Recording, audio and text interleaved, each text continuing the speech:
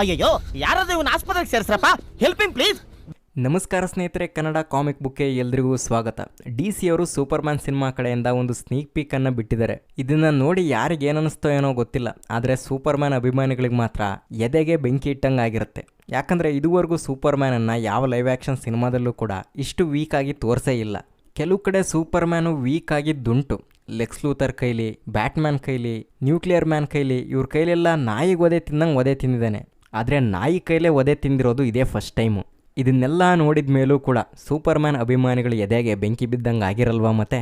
Okay, ಈ sneak ಪೀಕಲ್ಲಿ extra ಏನೇನೆಲ್ಲ ತೋರಿಸಿದ್ರೆ ಅಂತಂತೇಳಿದ್ರೆ ಅಂಥ ದೊಡ್ಡದಾಗೇನು ಮ್ಯಾಟ್ರನ್ನ ಬಿಟ್ಕೊಟ್ಟಿಲ್ಲ. ಆದರೆ ಚಿಕ್ಕ ಪುಟ್ಟ ಕ್ಲಾರಿಟಿಗಳು ಸಿಕ್ಕಿದ್ವು. ಅದೇನಪ್ಪ ಅಂತಂತೇಳಿದ್ರೆ, ಟೀಸರ್ನ ನೋಡುವಾಗ ಅಲ್ಲಿ ಕ್ರಿಸ್ಟಲ್ಸ್ಗಳು ಭೂಮಿಯಿಂದ ಮೇಲೆ ಬರ್ತಾ ಇರೋದು ಒಂದು ಚಿಕ್ಕ ಫುಟೇಜ್ ಇತ್ತು. ಅದು ಬೇರೆ ಯಾವುದೂ ಅಲ್ಲ, ಫಾರ್ಟ್ರೆಸ್ ಆಫ್ ಸಾಲಿಟ್ಯೂಡ್ ಅಂದರೆ ಸೂಪರ್ಮ್ಯಾನ್ನ ಸೀಕ್ರೆಟ್ ಬೇಸು. ಅದು ಕೂಡ ಕ್ರಿಪ್ಟಾನ್ ಗ್ರಹದಿಂದಾನೇ ಬಂದಿರುತ್ತೆ. ಆದರೆ ಕೆಲವು ಕಾಮಿಕ್ಸ್ಗಳಲ್ಲಿ ಇದು ಕ್ರಿಪ್ಟಾನ್ನ ಔಟ್ಪೋಸ್ಟ್ ಅಂತ ಕೂಡ ಹೇಳ್ತಾ ಇದ್ರು. ಇನ್ನೂ ಮ್ಯಾನ್ ಆಫ್ ಸ್ಟೀಲ್ ಸಿನಿಮಾದಲ್ಲಿ ತೋರಿಸಿರೋ ಪ್ರಕಾರ ಅದೊಂದು ಬರೀ ಸ್ಪೇಸ್ಶಿಪ್ ಮಾತ್ರ ಆಗಿತ್ತು. ಆದರೆ ಇಲ್ಲಿ ಅದನ್ನು ಕಾಮಿಕ್ ಆ್ಯಕ್ಯುರೇಟ್ ಆಗಿ ಜೊತೆಗೆ ಸ್ವಲ್ಪ ಸೈನ್ಸ್ ಫಿಕ್ಷನನ್ನು ಆ್ಯಡ್ ಮಾಡಿ ಕ್ರಿಸ್ಟಲ್ ರೂಪದಲ್ಲೇ ತೋರಿಸಿದ್ದಾರೆ. ಅದು ತುಂಬಾ ಚೆನ್ನಾಗಿತ್ತು. ಕ್ರಿಪ್ಟೋಡಾಗ್ ಸೂಪರ್ಮ್ಯಾನ್ನ ಅದ್ರ ಮುಂದೆ ಎಳ್ಕೊಂಡೋಗಿ ಒಂದ್ಸರಿ ಬೊಗಳಿದ ಕೂಡಲೇ ಸೂಪರ್ಮ್ಯಾನ್ ಲೋಗೋದಲ್ಲಿ ಲೈಟ್ ಅಪ್ ಆಗಿ ಓಪನ್ ಆಗುತ್ತೆ ಡೋರು.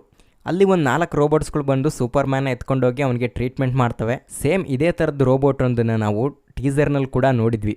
ಆಗ ಅದನ್ನು ಕೆಲೆಕ್ಸ್ ಅಂತ ಅಂದ್ಕೊಂಡಿದ್ವಿ. ಆದರೆ ಈ ರೋಬೋಟ್ಗಳ ಹೆಸರು ಕೆಲೆಕ್ಸ್ ಅಲ್ಲ.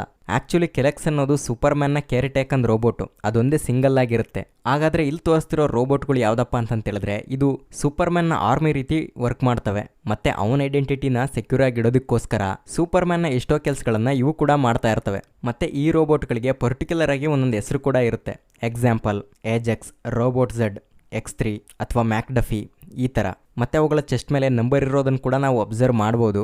ಮೇ ಬಿ ಈ ಸಿನಿಮಾದಲ್ಲಿ ನಂಬರ್ ಮೂಲಕನೇ ಕರಿತವೆ ಅಂತ ಅನಿಸುತ್ತೆ. ಮತ್ತು ಸೂಪರ್ಮ್ಯಾನನ್ನು ಬಂದು ಎತ್ಕೊಂಡು ಹೋಗ್ತಿರುವಾಗ ಅವು ಕ್ರಿಪ್ಟಾನ್ ಭಾಷೆನಲ್ಲಿ ಏನೋ ಸ್ವಲ್ಪ ಮಣಮಣ ಅಂತ ಮಾತಾಡ್ಕೊಳ್ತವೆ. ಈ ಥರ ಡೀಟೇಲ್ಸನ್ನೆಲ್ಲ ನಾವು ಮ್ಯಾನ್ ಆಫ್ ಸ್ಟೀಲ್ ಸಿನಿಮಾದಲ್ಲಿ ಮಿಸ್ ಮಾಡ್ಕೊಂಡಿದ್ವಿ. ಯಾಕೆಂದರೆ ಎಷ್ಟೇ ಆದ್ರೂ ಸೂಪರ್ಮ್ಯಾನ್ ಆಗಿರಲಿ ಅಥವಾ ಅಲ್ಲಿನ ಟೆಕ್ನಾಲಜಿ ಆಗಿರಲಿ ಅವು ಬೇರೆ ಗ್ರಹದಿಂದ ಬಂದಿರೋವು. ಅಲ್ಲಿನ ಲ್ಯಾಂಗ್ವೇಜಸ್ಗಳು ಬೇರೆ ಥರ ಇರ್ತಾವಲ್ಲ, ಆ ಥರ ಡೀಟೇಲ್ಸ್ಗಳನ್ನು ಈ ಸಿನಿಮಾದಲ್ಲಿ ಫಾಲೋ ಮಾಡಿದ್ದಾರೆ.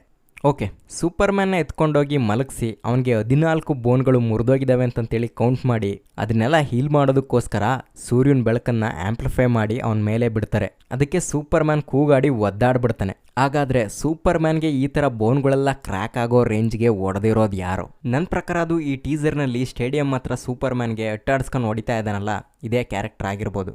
ಈ ಸಿನಿಮಾನ ಶೂಟಿಂಗ್ ಮಾಡೋಂಥ ಟೈಮಲ್ಲಿ ಈ ಕ್ಯಾರೆಕ್ಟರ್ದು ಫೋಟೋ ಲೀಕ್ ಆಗಿತ್ತು. ಈ ಕ್ಯಾರೆಕ್ಟರ್ ಚೆಸ್ಟ್ ಮೇಲಿರುವಂಥ ಲೋಗೋ ನೋಡಿದ್ರೆ ಅದು ಅಲ್ಟ್ರಾಮ್ಯಾನ್ ರೀತಿ ಕಾಣಿಸ್ತಾ ಇದೆ. ಅಲ್ಟ್ರಾಮ್ಯಾನು ಸೂಪರ್ಮ್ಯಾನ್ನ ಒಂದು ಆಲ್ಟರ್ನೇಟಿವ್ ವರ್ಷನ್ನೇ, ಬಟ್ ಅವನು ಬೇರೆ ಯೂನಿವರ್ಸ್ನಲ್ಲಿ ಇರ್ತಾನೆ. ಅವನೊಬ್ಬ ವಿಲನ್ನು.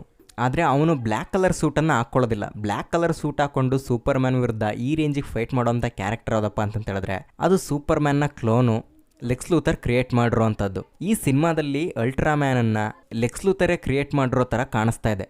ಅದೆಂಗಪ್ಪ ಅಂತಂತೇಳಿದ್ರೆ ತುಂಬ ಸಾರಿ ಲೆಕ್ಸ್ ಲೂಥರ್ ಈ ಥರ ಮಾಡಿದ್ದಾನೆ. ಕ್ರಿಪ್ಟಾನ್ ಟೆಕ್ನಾಲಜಿನೇ ಇಟ್ಕೊಂಡ್ಬಿಟ್ಟು ವಾಪಸ್ ಸೂಪರ್ಮ್ಯಾನ್ಗೇನೆ ಬಗ್ನಿಗೂಟ ಹೊಡೆದಿದ್ದಾನೆ. ಅದನ್ನು ನಾವು DC ಎಕ್ಸ್ಟೆಂಡೆಡ್ ಯೂನಿವರ್ಸ್ನಲ್ಲೂ ನೋಡ್ಬೋದು, ಆ್ಯರೋವರ್ಸ್ನಲ್ಲೂ ಕೂಡ ನೋಡ್ಬೋದು. ಈ ಸಿನಿಮಾದಲ್ಲೂ ಕೂಡ ಅದೇ ರೀತಿಯಾಗಿರುವಂಥ ಚಾನ್ಸಸ್ ಇದೆ. ಹೆಂಗಪ್ಪ ಅಂತಂತೇಳಿದ್ರೆ ಟೀಸರ್ನಲ್ಲಿ ತೋರಿಸಿರೋ ಪ್ರಕಾರ ಸೂಪರ್ಮ್ಯಾನ್ನ ಕೇರ್ ಟೇಕನ್ ಮಾಡ್ತಾ ಇರೋಂಥ ರೋಬೋಟ್ಗಳು ಹಾಳಾಗಿ ಬಿದ್ದಿರ್ತವೆ. ಸೂಪರ್ಮ್ಯಾನ್ ಅದನ್ನ ಹಿಡ್ಕೊಂಡ್ಬಿಟ್ಟು ಎಮೋಷನ್ ಆಗ್ತಾ ಇರ್ತಾನೆ. ಮೋಸ್ಟ್ಲಿ ಆ ಜಾಗಕ್ಕೆ ಲೆಕ್ಸ್ ಲೂಥರೇ ಬಂದ್ಬಿಟ್ಟು ಅವುಗಳ ಮೇಲೆ ಅಟ್ಯಾಕ್ ಮಾಡಿರ್ಬೋದು. ಆ ಟೈಮಲ್ಲಿ ಕ್ರಿಪ್ಟಾನ್ ಯಾವ್ದಾದ್ರು ಟೆಕ್ನಾಲಜಿನ ಕತ್ಕೊಂಡೋಗಿ ಅಲ್ಟ್ರಾಮ್ಯಾನನ್ನು ಕ್ರಿಯೇಟ್ ಮಾಡಿರ್ಬೋದು. ಇದಿಷ್ಟು ಹೊಸ್ದಾಗಿ ಬಿಟ್ಟಿರುವಂಥ ಸ್ನೀಕ್ ಪೀಕನ್ನು ನೋಡಿದ್ಮೇಲೆ ನನಗೆ ಬ್ರೇಕ್ ಡೌನ್ ಮಾಡೋದಕ್ಕೆ ಸಿಕ್ಕಿರುವಂಥ ಕೆಲವೊಂದಿಷ್ಟು ಅಂಶಗಳು. ಆಲ್ರೆಡಿ ಟೀಸರ್ನ ಬ್ರೇಕ್ ಡೌನ್ ಮಾಡುವಾಗ ಹೇಳಿರುವಂಥ ತುಂಬ ವಿಷಯಗಳನ್ನು ಮತ್ತಿಲ್ಲಿ ರಿಪೀಟ್ ಮಾಡೋದಕ್ಕೆ ಹೋಗೋದಿಲ್ಲ. ಆ ವಿಡಿಯೋನ ಡಿಸ್ಕ್ರಿಪ್ಷನಲ್ಲಿ ಕೊಟ್ಬಿಡ್ತೀನಿ, ನೋಡ್ಕೊಂಬಿಡಿ. ಮತ್ತು ಐ ಕಾರ್ಡ್ನಲ್ಲೂ ಕೂಡ ಬರುತ್ತೆ. ಓವರಾಲ್ ಆಗಿ ಇವ್ರು ಬಿಡ್ತಾ ಇರೋಂಥ ಈ ಟೀಸರು, ಸ್ನೀಕ್ ಪೀಕು ಇದನ್ನೆಲ್ಲ ನೋಡ್ತಾ ಇದ್ರೆ ಸ್ವಲ್ಪ ಅರಗಿಸ್ಕೊಳ್ಳೋದು ಭಾಳ ಕಷ್ಟ ಆಗ್ತಾ ಇದೆ. DC ಎಕ್ಸ್ಟೆಂಡೆಡ್ ಯೂನಿವರ್ಸನ್ನು ಜ್ಯಾಕ್ ಸ್ನೈಡರ್ ಅವರು ತುಂಬ ಡಾರ್ಕ್ ಆಗಿ ತೋರಿಸಿದ್ರು. ಆದರೆ ಇಲ್ಲಿ ತುಂಬ ಬ್ರೈಟಾಗಿ ಕಾಣಿಸ್ತಾ ಇದೆ ವಿಜುವಲ್ ಕ್ವಾಲಿಟಿಗಳು. ಇಷ್ಟೊಂದು ಬ್ರೈಟ್ನೆಸ್ನಲ್ಲಿ ಏನಾದರೂ ಸೂಪರ್ಮ್ಯಾನ್ ಜ್ಯಾಕ್ ಸ್ನೈಡರ್ ನೋಡ್ಬಿಟ್ರೆ ಕಣ್ ಕಳ್ಕೊಂಡ್ಬಿಡ್ತಾನೆ. ಆದರೆ ಅಪ್ರಿಷಿಯೇಟ್ ಮಾಡಬೇಕಾಗಿರೋ ವಿಚಾರ ಏನಪ್ಪ ಅಂತಂತೇಳಿದ್ರೆ ವಿಜುವಲ್ ಕ್ವಾಲಿಟಿ ಚೆನ್ನಾಗೇ ಇದೆ. ಡೀಟೇಲ್ಸಿಂಗ್ ಆಗಿರ್ಬೋದು, ಆ್ಯನಿಮೇಷನ್ಸ್ ಆಗಿರ್ಬೋದು, ಎಲ್ಲೂ ನಮಗೆ ಫಾಲ್ಟ್ ಕಾಣಿಸಲ್ಲ. ಇವನ್ ಇವ್ರು ಕ್ರಿಯೇಟ್ ಮಾಡಿರೋಂಥ ಆ CG ಡಾಗ್ ಇದೆಯಾ ನೋಡಿ, ಅದಂತೂ ಸಿಕ್ಕಾಪಟ್ಟೆ ಇಷ್ಟ ಆಗೋಯ್ತು. ಕ್ವಾಲಿಟಿ ಏನೋ ಕಣ್ಣಿಗೆ ಕಾಣಿಸ್ತಾ ಇದೆ, ಆದರೆ ಕಂಟೆಂಟ್ ಹೆಂಗಿದೆ ಅಂತ ಹೇಳ್ಬಿಟ್ಟು ಸಿನಿಮಾ ಬಂದಾದ್ಮೇಲೆ ನೋಡಬೇಕು. ಈಗ ನನಗೆ ಅರ್ಥ ಆಗ್ತಾ ಇದೆ ಜೇಮ್ಸ್ ಗನ್ನು ಹೆನ್ರಿ ಕೆವಿಲನ್ನ ಯಾಕೆ ಫೈರ್ ಮಾಡಿದ್ರು ಅಂತಂತೇಳಿ. ಈ ಥರ ನಾಯಿಗೆ ಒದೆ ತಿನ್ನಂಗೆ ಒದೆ ತಿಂದು, ನಾಯಿ ಕೈಲೂ ಒದೆ ತಿಂದು, ರಕ್ತ ಕಕ್ಕಿ ಟೇಕ್ ಮಿ ಹೋಮ್ ಅಂತಂತೇಳಿ ಎಲ್ಪ್ ಕೇಳೋವಂಥ ಸೂಪರ್ ಮ್ಯಾನ್ ಅನ್ನ ನಾವು ಹೆನ್ರಿ ಕೆವಿಲ್ ವರ್ಷನ್ನಲ್ಲಿ ನೋಡಿದಿದ್ರೆ ಅಭಿಮಾನಿಗಳು ಸಿಕ್ಕಿದ್ರಲ್ಲಿ ಹೊಡೆದ್ಬಿಟ್ಟಿರೋರು. ಆದರೆ ಅವ್ರಿಗೆಲ್ಲ ಒಂದು ಫ್ರೆಶ್ ಫೀಲಿಂಗ್ ಬರಲಿ, ಇದು 100% ರೀಬೂಟ್ ಅಂತ ಗೊತ್ತಾಗ್ಲಿ ಜನಕ್ಕೆ ಅಂತಾನೆ ಫುಲ್ ಫ್ರೆಶ್ ಆಗಿ ಶುರು ಮಾಡ್ತಾ ಇದ್ದಾರೆ.